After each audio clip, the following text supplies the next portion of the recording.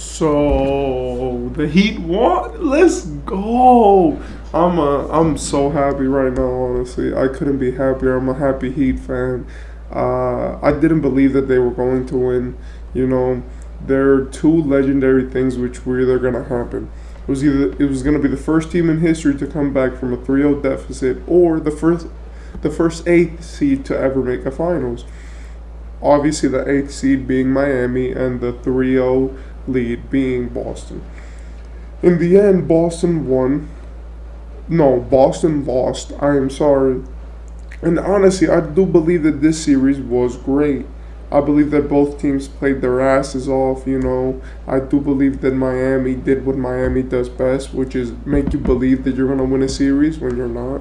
And I do believe that in the end, this series shaped out to be honestly a great clash between two teams, but I just believe that in the end, it came down to three key points to this series. This series came down to the three key points of coaching, hustle, and consistency.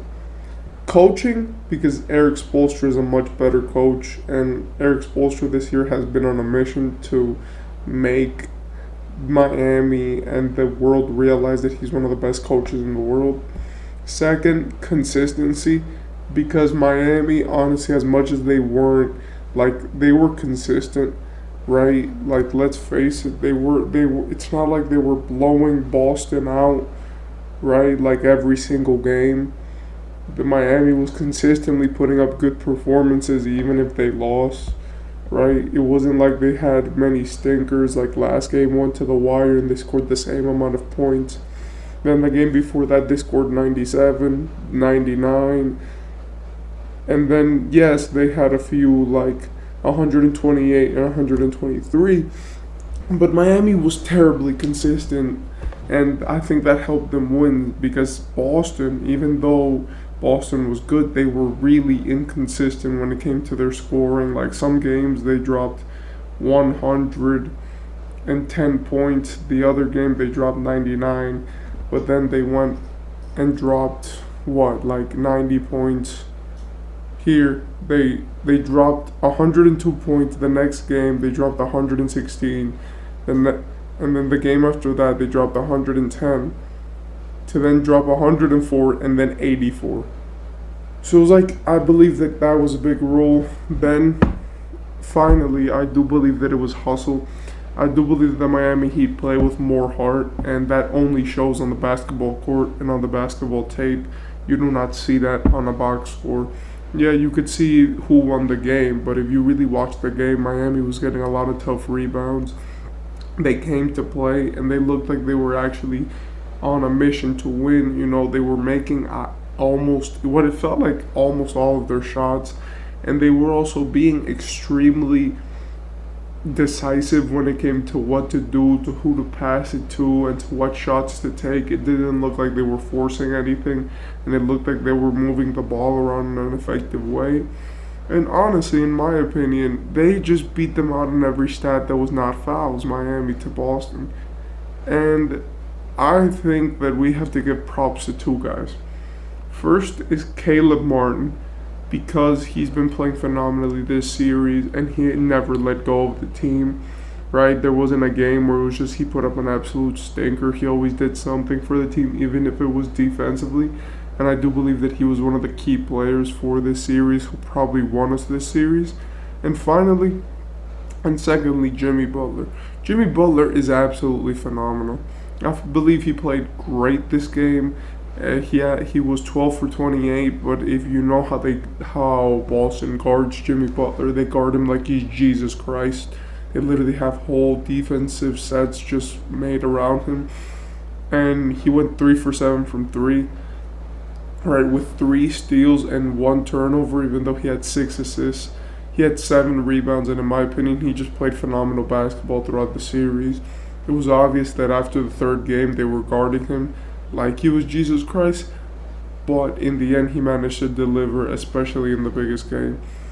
Someone who I do want to talk about who actually did better than I thought was Bam. I know a lot of people who saw the game were going to say that Bam wasn't that effective. He was doing this, he was doing that. But in my opinion, what Bam did is what I asked for him to do, which is when you don't have your game going, make the players around you better. Like he shot 4 for 10 and had 12 points. But as I've always said, scoring for Bam is easy. Like the guy is a center. He has a smooth mid ranger and he has a great post game. So really scoring for him is always gonna be as easy as just put the ball in the hoop, throw a few hook shots, and you're gonna get like a 50% efficiency. But I do believe that this game he did have that advantage and that extreme like will to just get his team to win because he had 7 assists. And even though he did turn the ball over a lot, I do believe that when you pass the ball more and you move that ball around, it is better than if you just take bad shots and make them. I do want to say a few shout outs. First, shout out to Jaylen Brown. Sometimes he looked like great, and then another times he looks like Jesus Christ. He had 8 turnovers this game. 8 turnovers. I want to say shout out to him because he won us the game. Now I'm playing, but I do want to say that Jaylen Brown is the only thing that they have to a consistent score in every single one of their games. I'm sorry, but even if he doesn't have horrible efficiency with bad turnovers, he actually will score to you that 20 points that you expect from him. I want to say that Jason Tatum, were the lights too bright? What happened, bro? Like, you had 50 in a game 7. You could have reserved that 50 and just dropped 25 and 25, and I think you would have won both of them. Derek White was kind of trash comparatively to last game, but he was probably Boston's best player. And I do want to say shout out to Robert Williams. He really did his thing the whole series, and he never let up from that. He had big games, and he never had a down game. I would like to see him more, but you can't expect a lot from a guy who's not given a lot of minutes, if we're being honest. But Boston just seemed off. They seemed like even when they were close, they weren't there. It seemed like all of their guys turned off, and it seemed like every single guy in their team was just ready to take a shot which was not optimal for the team's success. And that's where I want to give a shout out to Miami because Miami, it looked like their hard work of drafting guys, keeping them, growing them, and then finally turning them into something worked. Duncan Robinson had himself a game, even though he only put up 10 points. He went 2 of 3 from 3 and 4 of 6 from the field with 2 steals and a block.